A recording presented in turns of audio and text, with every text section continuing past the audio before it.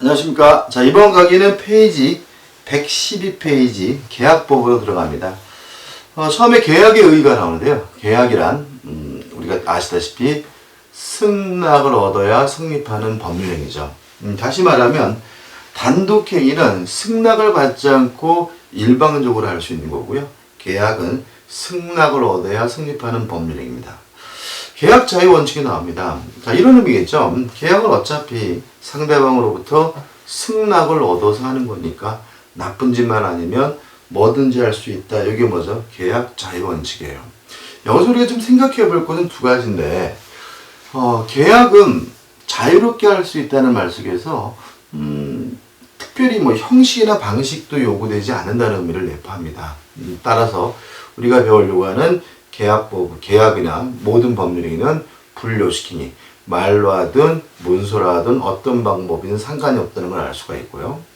또 하나는 우리가 배우려고 하는 계약법의 규정은 대부분의 규정이 임의 규정이라는 거죠. 왜냐하면 계약법이 강행 규정이어서 지켜야 한다면, 따라야 한다면 자유로운 게 아니죠. 그래서 계약 자유 원칙상 계약법은 임대차를 제외하고는 다 임의 규정이다.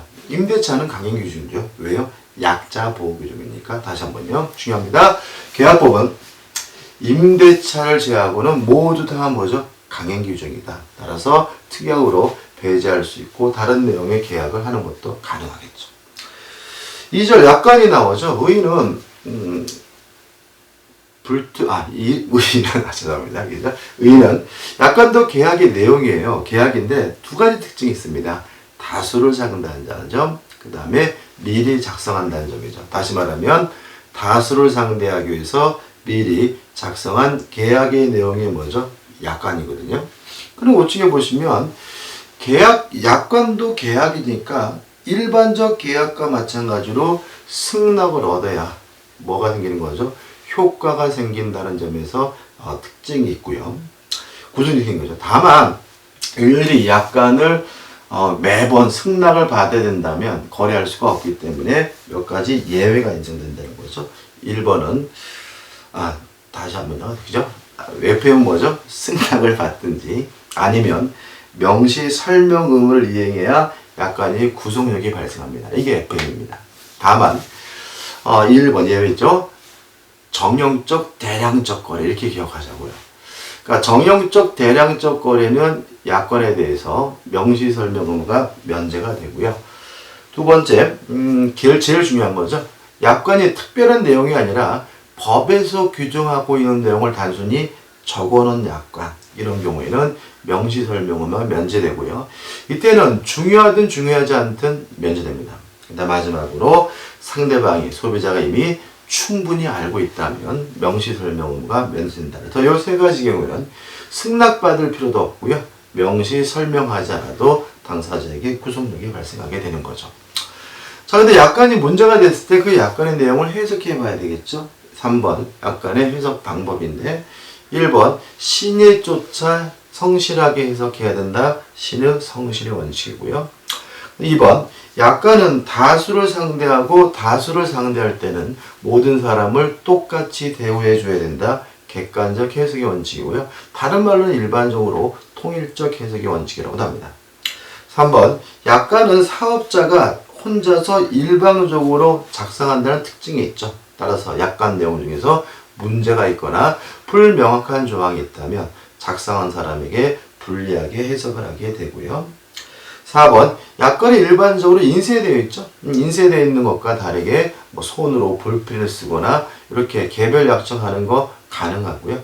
만약에 개별 약정이 이루어졌다면 오히려 인쇄된 약관보다 개별 약정이 우선하게 되는데 이게 개별 약정 우선의 원칙이라고 하고요.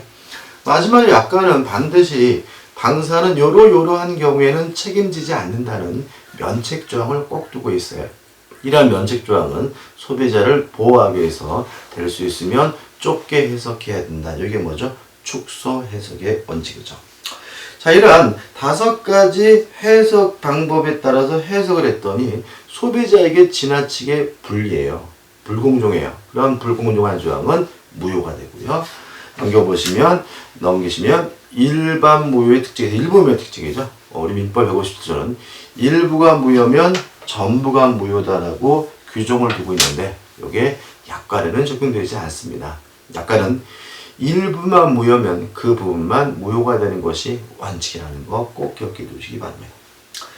그 다음에 이제 115페이지 오시면 계약의 성립이 나오죠.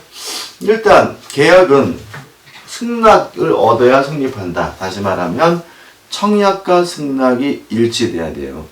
1번 내용적으로 같아야 된다. 이게 뭐죠? 객관적 합치죠. 다시 말하면 1억에 살래라고 청약을 했더니 1억에 살게 라고 해야 계약이 성립되는 거지. 8천만 원 살게 이럴 때는 계약이 성립되지 않는다는 거죠.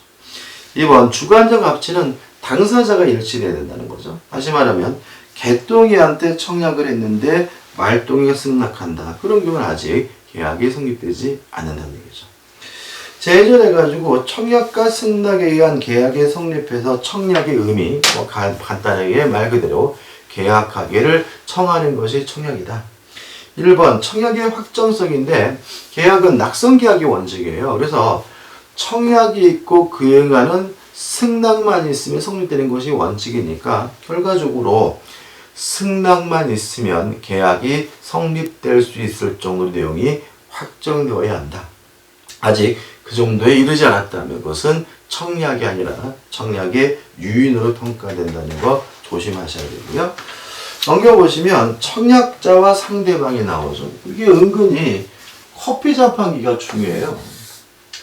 길거리에 큰 길가에 커피 자판기가 설치되어 있습니다. 그럼 얘는 아무것도 안 하고 멀뚱멀뚱 서 있는 것 같지만 실제로는 커피 사세요, 커피 사세요, 청약을 하고 있는 거죠.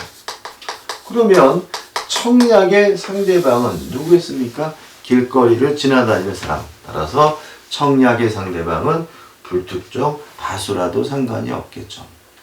그 다음에 청약자는 이 자판기를 설치한 사람인데 특정인이어야 하고요.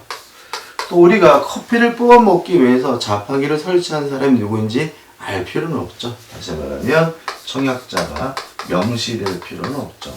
한 가지 주의하실 것은 승낙은 누구한테 하는 거죠? 청약자에게 하는 거죠. 따라서 요 청약자 이코르 승낙의 상대방이니까 결국은 청약자는 특정인이고 명시될 필요가 없다는 말은 승낙의 상대방도 공통된 내용이 되고요. 은근히 시험에 잘 나오는 부분이니까 주의하셔야 되겠죠. 2번 청약의 효력 발생 시기 의사표시입니다. 따라서 상대방에게 도달하게 되면 효과가 생기고요. 그래서 우리가 민법 총칙 앞에서 의사표시 배웠던 내용이 그대로입니다. 청약을 발신 후 도달하기 전에는 청약자가 사망하거나 제한 능력자가 되더라도 아무런 영향을 미치지 않고요. 또 도달된 후에는 철회하지 못하고 도달되기 전에는 철회할 수가 있다. 이 정도 똑같은 내용이니까 보시면 되겠죠. 그 다음에 2번 청약의 구속력 해가지고 언제까지 승낙을 해야 계약이 성립되느냐. 1번 승낙기간이 정해졌다면 그 기간 내에 승낙을 해야 계약을 성립시키고요. 승낙기간이 정해져 있지 않다면 상당한 기간 내에 승낙을 도달시키면서 계약이 성립되게 되는 거죠. 우측에 승낙의 상대방은 청약자다. 다시 말하면 개똥이가 청약을 했다면 개똥이에게 승낙을 해야 계약이 성립되게 되고요. 따라서 승낙의 상대방도 특정인이고 명시될 필요가 없고요. 1번 청약에 변경을 가해서 승낙을 했다면 그것은 승낙이 아니라 새로운 청약으로 평가되고요. 3번 승낙의 효력에서 또 나와 있는데 승낙기간이 정해져 있다면 그 기간 내에 도달돼야 계약이 성립됩니다. 따라서 연착이 됐다면 새로운 청약이어서 계약이 성립되진 않아요. 다만 주의하실 것은 중간에 A 해가지고 A, B가 나와 있는데 자 이런 문제입니다. 원래 연착이 됐으면 계약이 성립되지 않아요. 근데 발신한 날짜를 보니까 충분히 그 기간 내에 도달할 수 있었던 발송이었다는 거죠. 그때는 연착의 통지를 해줘야 되고요. 연착의 통지를 하지 않는다면 연착되지 않은 것이 있어서 계약이 뭐가 돼요? 성립되게 됩니다. 다시 한번요. 연착됐다면 계약이 성립되지 않습니다. 왜냐하면 연착된 승낙은 승낙이 아니라 새로운 청약으로 평가되니까요. 다만 충분히 그 기간 내에 도달할 수 있는 발송이었다면 청약자는 연착의 통지를 해줘야 되고요. 통지하면 계약이 성립되지 않지만 연착의 통지를 하지 않으면 연착되지 않은 것이 돼서 계약이 성립되게 되는 거죠. 하단에 2번 승낙기간을 정하지 않은 경우에는 상당한 기간 내에 승낙을 해야 되고요. 3번 연착된 승낙의 효력은 원칙적으로 계약이 성립되지 않고 새로운 청약으로 보게 되죠. 넘기시면 승낙의 효력 발생의 시기에서 격지자와 대화자가 나오는데요. 일단 격지자는 승낙의 발신 시 계약이 성립되고요. 대화자는 승낙의 도달 시 계약이 성립돼요. 그냥 헷갈린다면 격지자만 기억하시면 돼요. 계약이 성립되는 시점은 언제입니까? 승낙을 발신한 때 계약이 성립되게 됩니다. 그 다음에 기타 방법에 의한 성립인데 1. 똑같은 내용의 청약이 교차됐다면 굳이 별도로 또다시 승낙할 필요가 없고요. 양 청약이 모두 도달됐을 때 계약이 성립되고요. 이 의사실현에 의한 계약 성립은 승낙을 꼭 말로 할 필요는 없다는 거죠. 다시 말하면 승낙으로 볼 수 있는 행위가 있으면 그 행위만으로도 바로 계약이 뭐가 돼요? 성립되게 됩니다. 근데 우측에 보시면 이제 계약 체결사의 과실이 나옵니다. 일단 의의가 나왔는데요. 보시고 책임인 요건 해가지고 2에서 원시적 불능인데 정확히 말하면 원시적 전부 불능이죠. 자, 우리가 배웠다시피 원시적 전부 불능은 무효입니다. 무효이기 때문에 계약이 성립되지 않는 것이 뭐죠? 원칙이에요. 다만 상대방이 안압과 원시적 전부 불능이고 체결자가 원시적 전부 불능에 대해서 알았거나 알 수 있었고요. 또 상대방이 선의고 무과실이라면 전부 불능인데도 불구하고 책임을 지는데 이 책임이 뭐죠? 계약 체결사의 과실 책임입니다. 다시 한번요. 요건이죠. 첫째, 2번이죠. 원시적 전부 불능이고 세 번째, 두 번째입니다. 체결자가 이미 원시적 전부 불능의 사실을 알았거나 알 수 있었고요. 그 다음에 마지막으로 상대방은 선의고 무과실이면 책임을 지는데 요게 계약 체결사의 과실 책임이고요. 책임의 효과, 내용은 신뢰이익을 배상합니다. 다만 신뢰이익을 배상하되 무엇보다는요 이행이익보다는 클 수가 없다는 거 잊지 마시기 바라고요. 판례 내용은 이런 문제입니다. 계약 체결 전에 일방적으로 부당하게 파기했어요. 이때도 책임을 기속시킬 수 있느냐 이 문제에 대해서 우리 판례는 불법 행위를 원인으로 손해배상을 청구할 수 있다는 입장입니다. 내용은 똑같아요. 신뢰이익을 배상하되 이행이익보다 클 수는 없습니다. 다시 한번요. 계약, 교섭 중 부당하게 파기한 경우에는 불법 행위를 원인으로 손해배상을 청구하고요. 내용은 신뢰이익을 배상하되 이행이익보다 클 수가 없다. 이렇게 정리하시면 되겠죠. 넘겨보시면 계약의 효력 해가지고 1절 쌍무계약의 효력이 나옵니다. 일단 쌍무계약의 효력에서 가장 중요한 것은 뭐냐면 동시이행 항변권이거든요. 일단 이런 의미겠죠. 쌍무계약이란 쌍방 모두에게 채무가 있는 계약이 쌍무계약이고요. 이러한 쌍방의 채무는 동시에 이행해야 된다는 거죠. 따라서 네가 안 하면 나도 못하겠다라고 거부할 수 있는데 이거 우리가 동시이행 항변권이라고 합니다. 효력이 나오는데 일단 가장 기본적인 효력은 동시이행 항변권이 존재하고 있다면 이행하지 않아도 채무불이행 이행지체가 아니라는 거죠. 왜요? 정당한 이행 거절이니까요. 다만 이러한 동시이행 항변권이 소송, 재판에서 문제가 되고 있다면 주장을 해야지만 법원에서 고려해 주게 되고요. 그 다음에 만약에 재판에서 그것이 받아들여졌다면 원고 일부 승소 판결 또는 상한 급부 판결을 내리게 됨을 주의하시기 바라고요. 그 그 다음에 4번을 외우시는 게 좋습니다. 이해하려 하지 마시고요. 동시행변권이 붙은 채권을 자동채권으로는 상기할 수가 없다. 이렇게 좀 암기하시면 됩니다. 그래서 3번 이제 그럼 동시행변권이 언제 인정이 되느냐 해가지고 굉장히 복잡하게 나와 있는데요.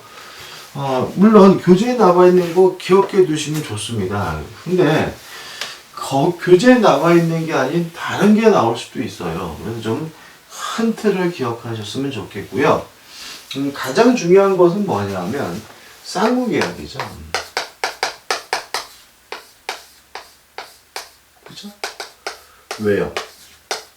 동시행변권은 쌍무계약에서 발생하는 거잖아요. 그죠? 그래서 만약에 매매다, 교환이다, 임대차 같은 유상계약, 쌍무계약이 나온다면 동시행강입니다. 쌍방계약은. 그 다음에 두 번째는 담보책임입니다. 매도인의 담보책임도 동시이행관계다. 따로 기억해 두시면 편하고요. 세 번째가 중요한데 원상회복이에요. 다시 말하면 어떤 이유든지 간에 원상회복해야 되는 관계는 다 뭐죠? 동시이행관계다. 다시 말하면 무효가 돼서 원상회복하든 취소가 돼서 원상회복을 하든 해제가 돼서 원상회복을 하든 아니면 임대차 계약이 끝나서 원상회복을 하든 원래 상태로 돌아가게 되는 관계는 다 뭐죠? 동시행관계다. 이 세 가지가 가장 대표적이에요. 크게. 근데 문제가 되는 게 이제 변제죠. 돈을 주는 것과 영수증을 받는 것은 동시이행관계고요. 좀 지엽지긴 하지만 담보 목조 교부된 어음을 돌려받는 것도 동시이행관계로 봅니다. 그럼 여기서 이제 가장 핵심적인 것은 뭐가 동시이행관계가 아니냐. 첫째, 담보 말소는 동시이행관계가 아니다. 이게 시험에 제일 많이 나오죠. 돈을 먼저 갖고요. 담보는 나중에 말소하는 겁니다. 다시 말하면 담보 말소와 변제는 동시행관계가 아님을 잊지 마시기 바라고요. 그 다음에 차용증, 채권증서를 반환받는 것도 뭐죠? 동시행관계가 아닙니다. 다시 말하면 돈을 갚으러 갔을 때 영수증 준다 그러면 갚아야 되고요. 채권증서, 차용증 안 주면 돈 못 주겠다라고 뭐 할 수는 없어요? 거부할 수는 없다는 거죠. 그 다음 세 번째로 임차권 등기입니다. 좀 더 정확히 말하면 임차권 등기 명령 제도에 따른 임차권 등기의 말소와 보증금의 반환은 동시이행 관계가 아닙니다. 따라서 먼저 보증금을 돌려주고 나중에 임차권 등기를 말소하게 되는 거죠. 이 정도죠. 그렇죠? 그다음 2번 위험부담입니다. 일단 의의는 후발적 불능이고요. 후발적 불능에 대해서 채무자에게 만약에 고의나 과실이 있다면 그때는 채무불이행 이행지체 문제로 가요. 근데 만약에 후발적 불능인데 채무자에게 아무런 고의 과실이 없다면 누가 책임을 부담하느냐 문제가 위험부담 문제고요. 위험은 원칙적으로 채무자가 부담하게 됩니다. 근데 다만 항상 채무자가 부담하는 건 아니고요. 채권자가 부담하는 경우도 있는데 두 가지죠. 첫째, 채권자에게 후발적 불능에 대해서 고의과실이 있거나 또는 채권자가 수령지체 중에 후발적 불능이 있는 경우에는 그때는 채권자가 그 위험을 부담하게 되고요. 유의하실 것은 이렇게 두 가지 사유로 채권자가 위험을 부담하는 경우에는 채무자에게는 이익 상환 의무가 발생한다는 거 주의하시면 되겠죠. 간단하죠, 그죠? 근데 이게 무슨 말인지를 아셔야 돼요. 이게 위험 부담에 대해서 시험 문제를 잘 내고 나오면 굉장히 어려워하는 부분이기 때문에 확실하게 좀 이해를 해 두셔야 되고요. 일단 첫 번째 생각해야 될 것은 누가 채권자인지 채무자인지를 한번 생각해 봐야 돼요. 한번 예를 들어보죠.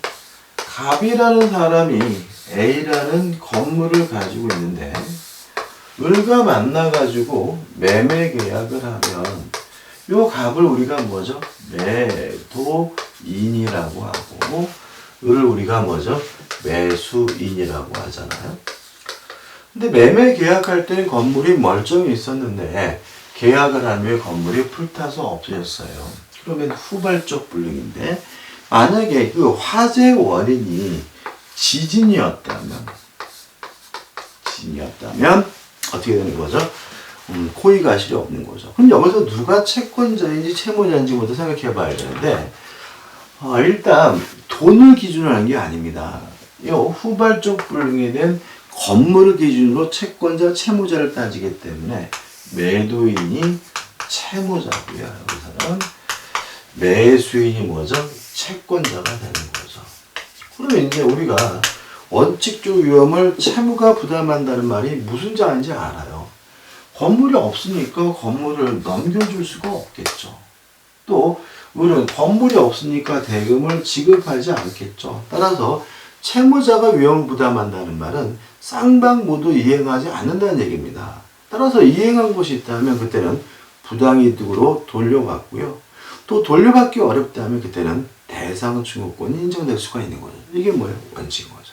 근데 만약에 지진 난 게 아니라 채권자, 매수인에게 고의과실이 있거나 아니면 채권자가 수령지체 중에 후발적 불능이 된 경우에는 채권자가 그 위험을 부담하게 되고요. 따라서 가불에게 건물을 못 넘겨주더라도 은행가백에 대금을 지급해야 된다는 의미입니다. 따라서 갑은 을에게 아무것도 안 해주고 대금만 받기 때문에 만약에 갑에게 이득이 생겼다면 그때는 그 이익을 상환해준다, 공제를 해줘야 됨을 주의하시기 바랍니다. 끝이죠. 자, 이제 한 장을 넘겨보시면 제3자를 위한 계약이 나오죠. 일단 이 제3자를 위한 계약에 대해서는 시험 문제를 잘 내요. 그러니까 위험부담 문제도 100% 나온다고 보고요. 제3자를 위한 계약도 뭐죠? 100% 나온다고 봐야 되는데 이 제3자를 위한 계약은 나오면 까다로워하세요. 위험부담도 마찬가지지만 왜냐하면 사례로 출제되는 게 일반적이고요. 다행스러운 건 사례가 고정적입니다. 그래서 한 가지 사례만 출제되기 때문에 한 가지 사례만 정확하게 내 거로 만들어서 이해하시면 돼요. 그래서 사례 가지고 설명드립니다. 이런 겁니다. 병이 갑에게 1억을 빌려줬어요.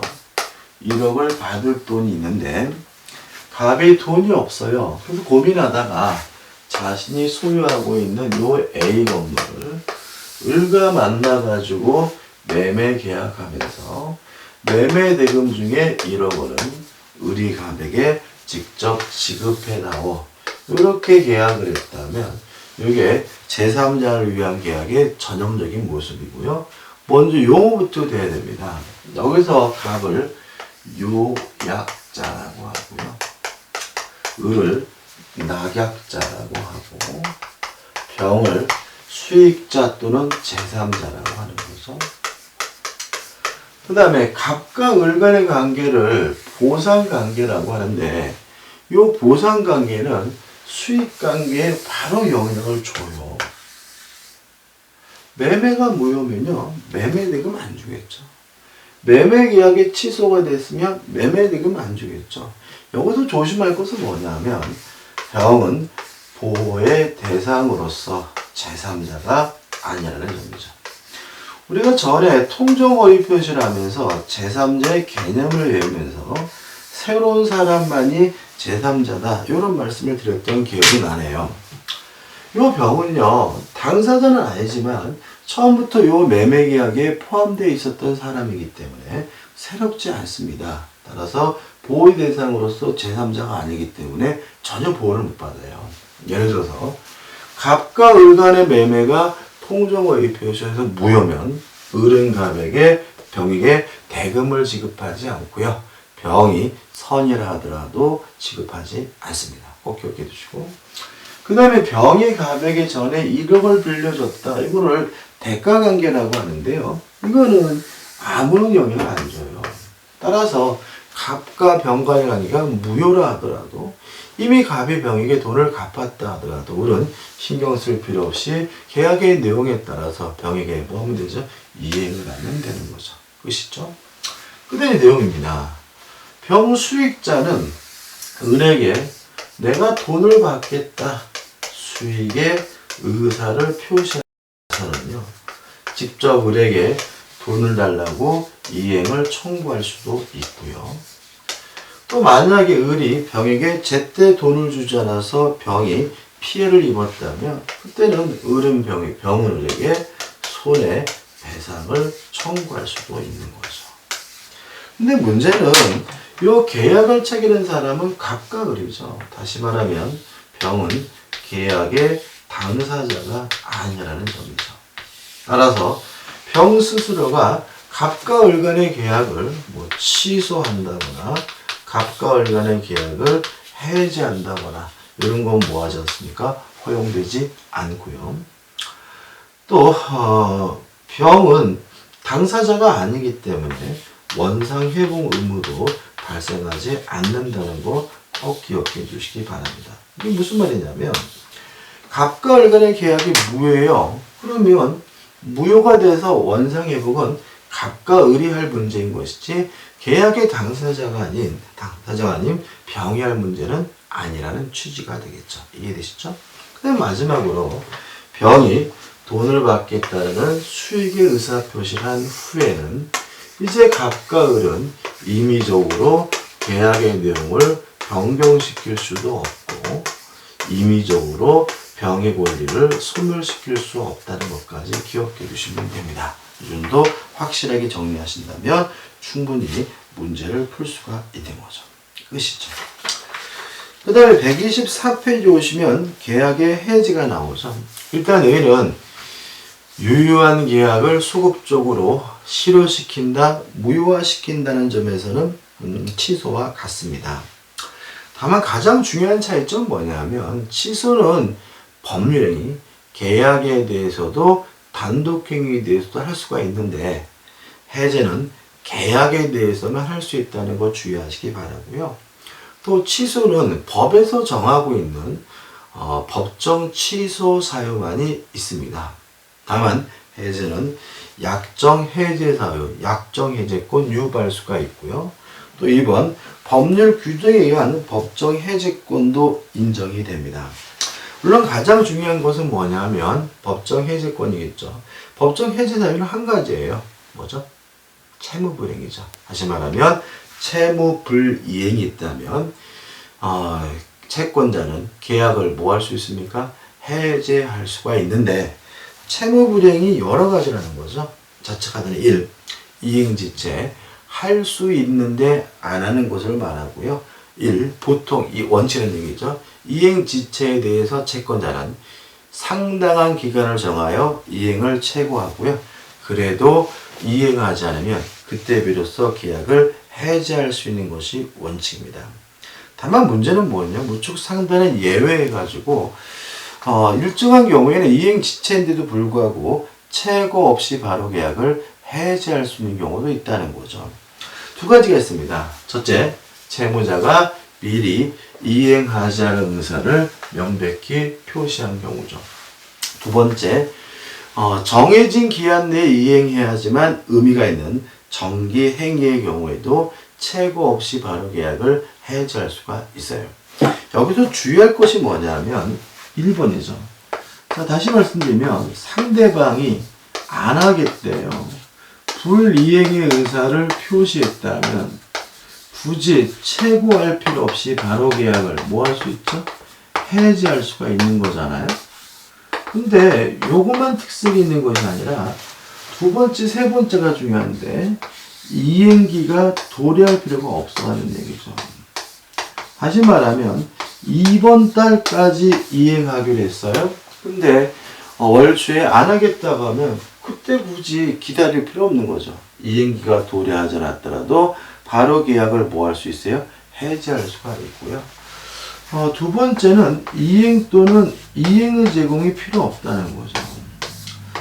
우리가 상대방에게 동시 이행 항변권이 인정된다면 상대방의 불이행은 채무불이행이 아니기 때문에 동시 이행 항변권을 소멸시키기 위한 이행 또는 이행의 제공이 필요한 거거든요. 일반적으로는.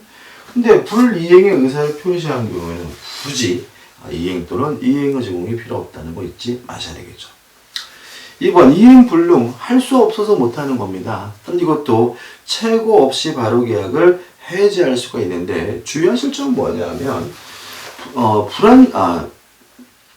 이행불능의 경우에도 이행기가 도래할 필요가 없다는 점, 그 다음에 이행 또는 이행의 제공이 필요 없다는 점 잊지 마셔야 되겠죠. 그래서 이 부분이 제일 중요합니다.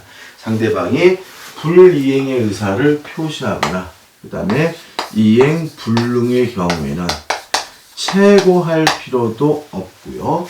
또 이행기가 도래하지 않아도 또는 이행 또는 이행의 제공이 없더라도 바로 계약을 해지할 수가 있습니다. 그 다음 3번 하긴 했는데 완전하지 않아요. 그러면 나중에라도 완성할 수 있다면 추후에 완성이 가능하다면 최고로 해야 계약을 해지할 수 있지만 나중에도 완성할 수 없다면 추후에 완성이 불가능하다면 최고 없이 바로 계약을 해지할 수 있고요. 그 다음에 4번 채권자가 수령 지체하는 경우에는 채무자 측에서 해지할 수 있는데 이것도 지체이기 때문에 수령을 최고하고 그래도 안 받으면 그때 비로소 해지할 수가 있고요. 그 밖에 사유의 경우에서 가장 문제가 되고 있는 것이 일반 사정변경인데 우리 판례 예외를 인정할 수 있다는 시사점은 인정하고 있지만 현재 사정변경을 위한 계약 해지권 인정한 판례는 없습니다. 그래서 사정변경을 원칙적으로 계약을 해지할 수가 없다. 이렇게 이어가지고 그 다음에 주된 채무가 아닌 부수 쪽 채무의 불이행이 있으면 계약을 해지할 수 있느냐? 없다. 다만 이행을 강제할 수는 있고 손해배상을 청구할 수가 있습니다. 우리가 민법 총칙에서 유동적 무효함에서 토지거래 허가구역 내에서 거래하면 협력 의무는 있다. 이 협력 의무를 우리 판례 부수 채무로 보여요. 그래서 협력 의무를 강제할 수는 있고 손해배상을 청구할 수 있지만 계약 자체는 협력 의무를 거부했다는 이유만으로는 해지할 수가 없다는 게 판례 입장이라는 것도 같이 한번 생각해 보시기 바랍니다. 해제권 행사 자유롭다. 방법 제한이 없습니다. 말로 하든 문서로 하든 어떤 방법이 상관이 없고요. 다만 넘겨보시면 언제까지 이행하지 않으면 계약을 해지하겠다는 형태의 정지조건부 계약 해지도 가능하다는 게 판례 입장이고요. 그 다음에 철회가 나와 있는데 일반적 의사표시와 똑같죠. 따라서 도달한 후에는 더 이상 철회할 수가 없습니다. 근데 이번 불가분석 당사자가 여러 명이 경우입니다. 부정적인 것은 전원이잖아요. 따라서 해제권의 행사는 전원에서 전원으로 하고요. 다만 한 사람이라도 해제권이 없어지게 되면 더 이상 해제할 수가 없습니다. 근데 마지막으로 해제 효력이죠. 소급형 해제란 유효한 것을 소급적으로 무효화시키는 거거든요. 그래서 소급적으로 실효 무효가 되기 때문에 제3자 보호 문제가 생겨요. 여기서 제3자는 둘로 나뉩니다. 해제하기 전에 이해관계를 가졌다면 선의인 경우에만 보호가 되고요. 해제 후에 이해관계를 가졌다면 다시 말씀드릴게요. 해제 전에 이해관계를 가진 제3자라면 선악 불문하고 보호가 되고요. 해제 후에 이해관계를 가졌다면 선의인 경우에만 보호된다. 확실하게 기억해 두셔야 되고요. 그 다음에 2번 소급적으로 실효가 되기 때문에 이행한 것이 있다면 원상 회복을 하는데요. 맨 밑에 한 가지 메모한다면 금전 더하기 이자죠. 다시 말하면 원상 회복해야 될 것이 금전이라면 반드시 이자를 붙여야 된다고 민법에서 규정하고 있고요. 그 다음 우측의 메뉴의 3번 해제는 왜 했죠? 채무 불이행이어서 해제했으니까 별도로 손해배상을 또 청구할 수가 있는, 그러니까 원상회복도 청구하고 손해배상도 청구할 수 있는데 이때 손해배상은 실내이익이 아니라 이행이익 배상입니다. 4번 해제를 하게 되면 원상회복해야죠. 물론 쌍방간의 의무는 동시 이행관계가 되겠죠. 이번 강의는 여기까지입니다. 감사합니다.